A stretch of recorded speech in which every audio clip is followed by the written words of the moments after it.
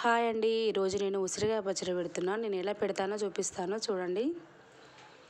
ఒక బౌల్ తీసుకొని అందులో కొంచెం ఆయిల్ పోసుకొని ఉసిరికాయలు వేసుకొని మంచిగా వేపుకోవాలి. ఇవైతే ఆయిల్లో మంచిగా ఉడికించుకోవాలి. ఒకసారి మూత పెట్టేసుకుందాం. చూడండి, ఒకసారి 5 మినిట్స్ తర్వాత మూత తీసి చూసుకుందాం.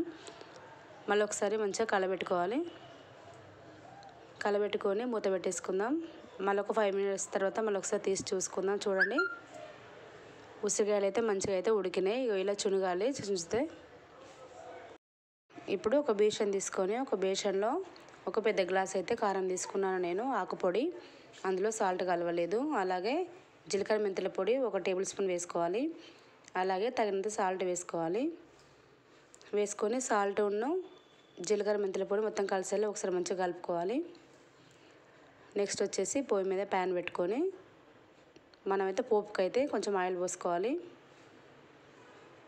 ఆయిల్ పోసుకొని ఒక 4-5 ఎండుమిర్చి వేసుకోవాలి.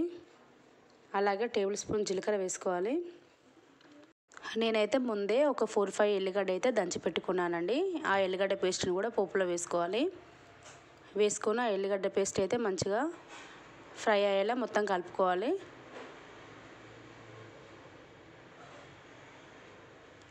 నెక్స్ట్ వచ్చేసి మనం ఈ పోపునైతే కారంలో